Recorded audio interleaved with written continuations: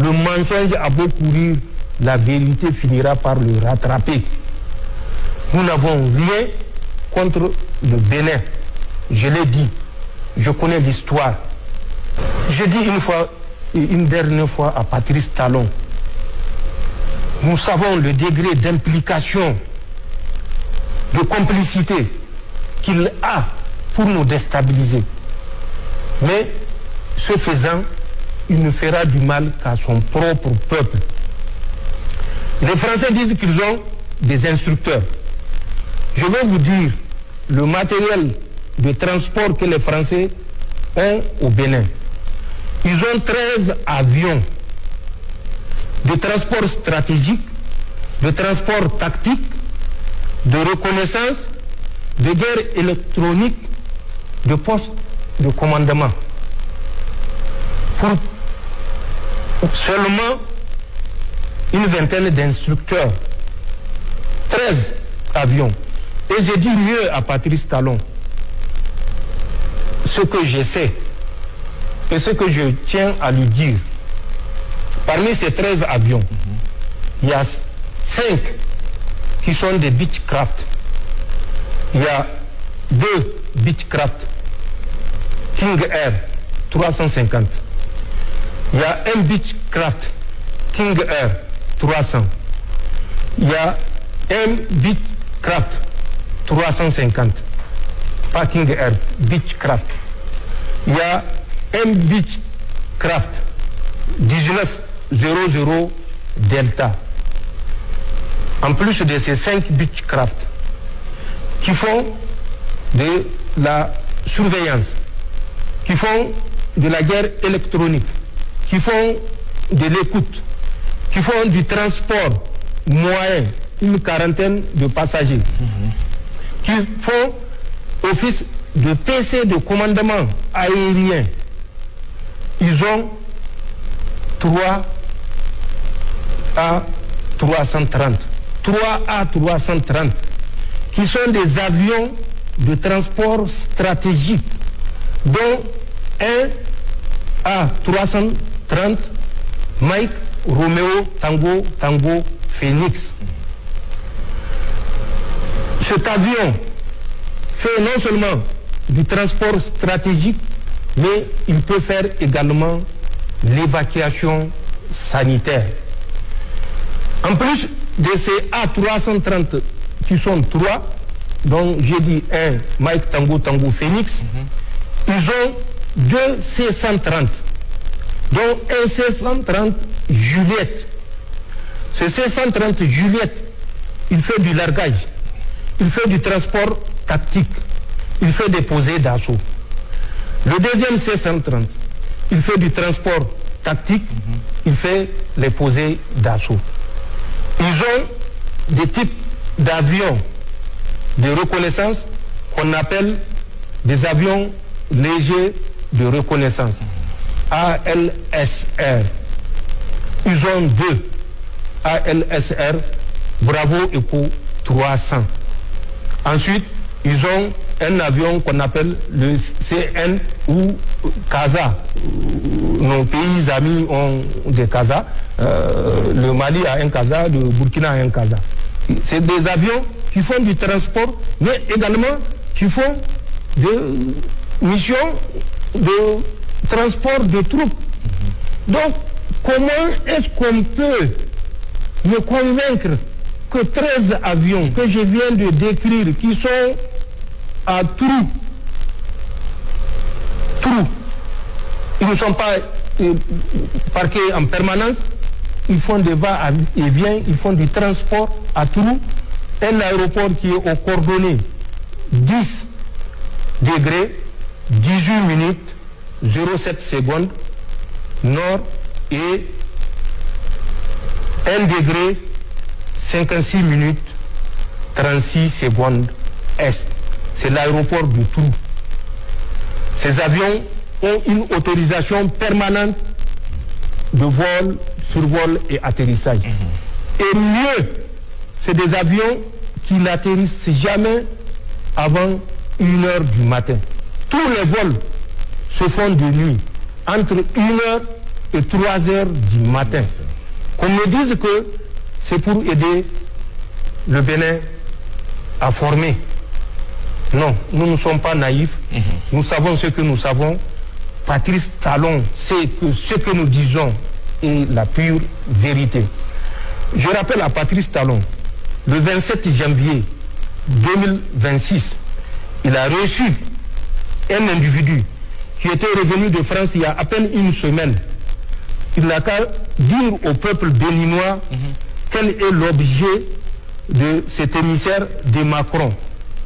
C'est pas un Français, c'est pas un Béninois. Mais moi je sais qui c'est et lui, Patrice Talon, sait qui c'est. C'est le mardi 27 janvier là, 2026. Le gars a à peine une semaine de retour de France, il l'a reçu. Il n'a qu'à dire au peuple béninois de quoi ils ont parlé.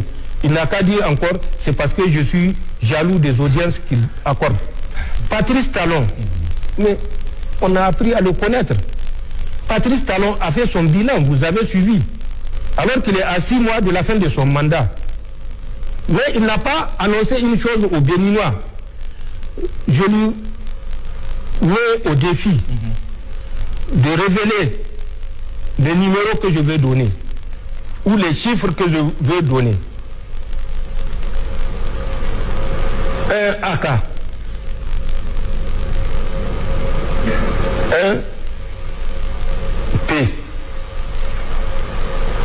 AK, un HP, 2 HP. Le ratio 76, 15, 9. Périmètre 551 km². Date de la première mise en œuvre. J'ai dit mise en œuvre pour lui laisser le choix de savoir de quoi je parle. 1982. Fin de cette mise en œuvre. 1998. Total 22 millions. Il n'a qu'à dire aux Béninois, puisqu'il dit chaque fois que nous sommes jaloux, c'est par envie que nous dénonçons ces travers. Il n'a qu'à expliquer aux Béninois les chiffres que je viens de communiquer. Pour la Côte d'Ivoire, je ne m'attarderai pas. La Côte d'Ivoire, au moment où personnellement j'étais en Côte d'Ivoire, beaucoup d'Ivoiriens avaient fui la Côte d'Ivoire. J'étais en Côte d'Ivoire avec la mission de la CEDEAO, la MICESI. J'étais en Côte d'Ivoire avec la mission des Nations Unies le 4 avril 2004. Je suis le premier commandant de bataillon nigérien qui a conduit les troupes nigériennes.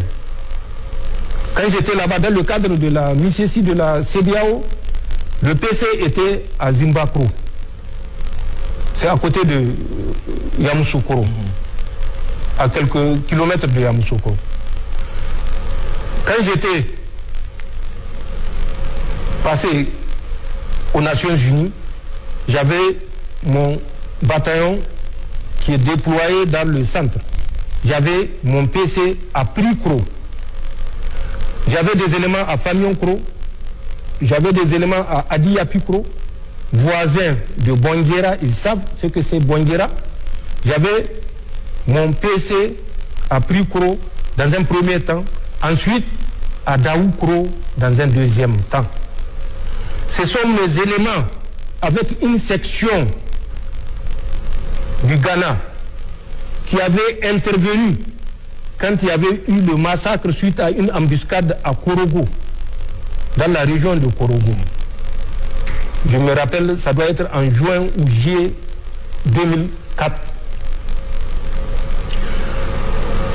J'ai effectué des missions sur le territoire ivoirien pour la paix en Côte d'Ivoire parce que nous étions convaincus d'un idéal. J'ai traversé des cours d'eau que je suis sûr 80% des Ivoiriens n'ont pas traversé. Le Nzi, le Komoé, le Bandama. Nous étions au lac Kossou, non loin également de Yamoussoukro. J'ai parcouru de Daoukro. J'étais jusqu'à Man. De Man, j'étais jusqu'à Odjene. Je suis revenu par Man pour remonter sur Danane, traverser la frontière avec un pays que je ne citerai pas, mais qu'ils savent, à partir de Danane, dès que vous sortez, il y a un pont. J'ai traversé dans le cadre de la mission. Au retour, j'avais pris la côtière par tout le pleu pour revenir à Dalawa, puisque j'avais passé à Dalawa. De Dalawa, j'ai fait Vavois, j'ai fait Séguéla. Je suis revenu. J'ai fait Dalawa ici à Mama chez le président Gbagbo. Pour ressortir vers Toumoudi, même pas à Yamoussoukro, puisque à Yamoussoukro, c'est en allant que j'ai passé à Yamoussoukro. J'ai fait Daoukro jusqu'à la frontière de Bondoukou, à la frontière du Ghana.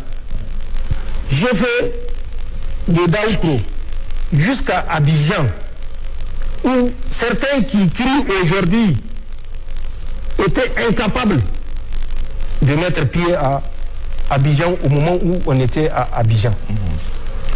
Ou au moment où c'était les forces françaises qui pillaient la Côte d'Ivoire.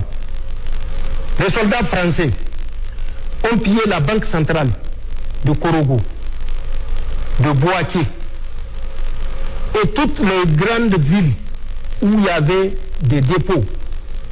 Ils transportaient par millions, par dizaines de millions, centaines de millions de francs CFA. La seule chance, c'est qu'ils ne pouvaient pas aller en France avec les CFA puisque personne ne va leur échanger. Ils étaient obligés de dépenser ça sur place en Côte d'Ivoire. Ce n'est pas des Nigériens qui ont pillé, c'est des Français aujourd'hui, leurs amis avec lesquels ils s'acoquinent. Et c'est moi qui ai fait ce sacrifice-là, parce qu'il y a un idéal auquel on croyait. Les Nigériens ont sécurisé Ouattara à l'hôtel Golf. Toutes les forces refusaient. Le Niger avait un détachement spécial qui était à la Rivera, qui protégeait toutes les autorités. Nous le faisons de façon impartiale. Si ce n'est pas moi, c'est ceux qui m'ont relevé. Puisque c'était un séjour, nous avions fait un séjour de 8 mois. Contrairement à la pratique où c'était des séjours de 6 mois. C'est des Nigériens qui l'ont sécurisé. Et moi, voilà ce que j'ai fait. Mais je sais ce que lui, il est en train de faire présentement pour nuire au Niger. Je vais lui rappeler des dates. Du 6 au 7 et 8 août 2024 à l'hôtel Golf. 6, 7, 8 août 2024 à l'hôtel Golf. Du 8 à une ville qu'on appelle Jacquesville, je crois, qui est non loin d'Abidjan. Du 28 au octobre au 27 novembre au 43e Bima. Je donne des dates. Il vérifie ce qui s'est passé pendant ces périodes que je suis en train de citer. Juillet 2025 à Korogo, 4e région. Mai, juin, jusqu'à la date d'aujourd'hui, au camp, l'ancien camp du 3e bataillon de Bouaké. Il vérifie ce qui s'est passé et ce qui se passe. Ensuite, à Sokura, la même période, qui est une ville non loin de Bouaké, qu'il vérifie ce qui se passe. Moi, je sais ce qui se passe. À Congo, à la frontière avec le Burkina, qu'il vérifie ce qui se passe. Moi, je sais ce qui se passe et lui, il sait ce qui se passe. Le mois de décembre, fin décembre 2025, les multiples rencontres qui ont eu lieu avec des dates, j'ai les dates. Lui-même, il a participé. Qu'il réponde en âme et conscience à toutes ces dates-là et quel était l'objectif de toutes les rencontres. Le 16, le 17, le 18, le 19 juillet, à l'hôtel des Armées, dans le plateau, à Abidjan, avec une rencontre spéciale entre 3 pays, dont la France, la Côte d'Ivoire et le Bénin, le 18 juillet, en dehors des autres qui ont eu lieu 16, 17 ou bien 19. Celle du 18 juillet, qui auront réuni des responsables, moi je sais qui c'est, lui il sait qui c'est. Qu'ils sortent pour dire aux Ivoiriens ce qui s'est passé. Nous avons mieux que ça et nous avons plus que ça. Nous avons le dernier financement, mais nous le gardons pour l'histoire, parce que il ne sert à rien que les gens pensent que c'est les preuves qui vont pousser ces gens-là à abandonner ce qu'ils sont en train de faire. Qui n'a pas vu le Mali? Depuis le temps de Choguel Maïga, qui a été abandonné en plein vol aux Nations Unies, qui était parti avec des preuves, à Abdoulaye Maïga, le général, actuellement Premier ministre, qui a répété 3 fois, plusieurs fois, pour qu'on leur permette de présenter les preuves. Dites-moi qui s'est toujours opposé. N'est-ce pas la France qui a mis son droit de veto? C'est la France qui a mis son droit de veto. Mais nous savons, et il faut que les Nigériens comprennent, en plus de ce que nous disons avec précision, date, heure, lieu, coordonnées géographiques, acteurs, montant. Pour le montant, je reviens à Patrice Talon. Décembre 2024, il a donné 90 millions à Takou Bokoy. 90 millions. Décembre 2024. Je sais pourquoi il a donné les 90 millions. Mais il n'a qu'à demander à Takou Bokoy si l'usage qu'il a fait des 90 millions est celui que Patrice Talon lui avait demandé.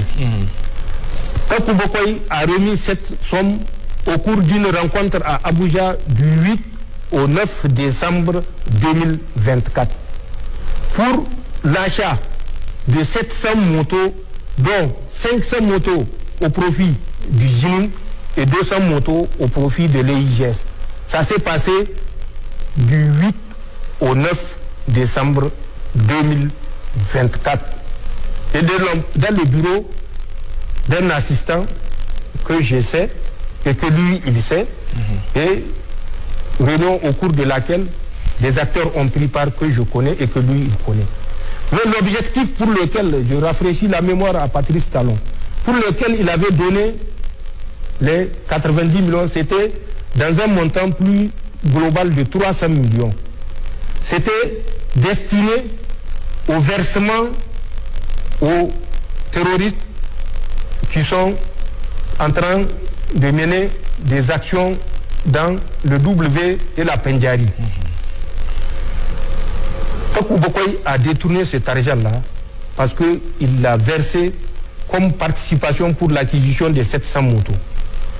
Si vous avez remarqué, le 31 décembre 2024, le contrat qui liait Patrice Talon aux terroristes, pour lequel il versait cet argent, est arrivé à terme. Le 8 janvier, au moment où même le chef d'état-major était en déplacement au Tchad, le chef d'état-major béninois, il y a eu une attaque qui a fait une dizaine de morts. Ensuite, quelques mois plus tard, en avril, le 17 avril, il y a eu une grande attaque où il y a eu 76 morts. C'est parce que les terroristes ont refusé de reconduire la trêve pour laquelle il avait versé les premiers 90 millions et où il restait 210 millions pour faire les 300 millions. Parce qu'ils ont dit qu'ils ont constaté que Patrice Talon ne respecte pas ses engagements et qu'ils ne vont pas reconduire la trêve. Amen. Il n'a qu'à nous dire pourquoi il s'est déplacé. Moi, je ne le dirai pas. Parce que j'ai honte de ce qui se passe. C'est ça la différence avec nous. Nous avons pris notre destin en main. Nous ne comptons plus sur quelqu'un pour nous assumer. On va nous dire, ah, vous avez des Russes avec vous. Mais qui a vu ces Russes en opération sur le terrain? Ils ont leurs informateurs sur notre territoire. Ils n'ont qu'à nous le dire. Nous avons récupéré notre liberté d'action. C'est ça la différence avec Patrice Talon qui a perdu sa liberté d'action. Aujourd'hui, l'armée du Bénin ne peut pas être présente dans le nord Bénin. Et de quoi on peut être jaloux? On ne sera jamais jaloux d'un pays frère. On ne sera jamais jaloux de nos frères. Mais si c'est la jalousie, c'est peut-être Talon qu'il a dans son cœur et il pense que tout le monde est comme lui. Lui qui pensait pouvoir nous asphyxier s'est retrouvé avec une noix de coco dans la gorge. Il n'a qu'à se débrouiller avec. Il n'a qu'à répondre aux questions que j'ai posées. Alassane Ouattara, j'ai donné des indications. Je crois avoir fait suffisamment. Les preuves, ce n'est pas ce qui manque. Mais il y a des preuves que nous n'exposons pas pour ne pas exposer. Donc voilà ce qu'il y a entre ces pays. Il n'y a pas de haine particulière pour ce que nous avons fait pour ces pays-là, même si aujourd'hui ils sont amnésiques et ils oublient ce que nous avions fait pour eux. Mais Allah est là et il est le juge, le plus sage des juges. Nous ne voudrons jamais que les Béninois, les Ivoiriens ou les Nigériens soient en difficulté. Ça, jamais. Mais nous n'accepterons jamais la politique qui a pour visée de collaborer par soumission servile pour nous soumettre. Nous avons fait un choix, la liberté d'action. Ce choix est irréversible. Voilà ce que je peux dire par rapport aux relations que nous entretenons avec ces pays-là.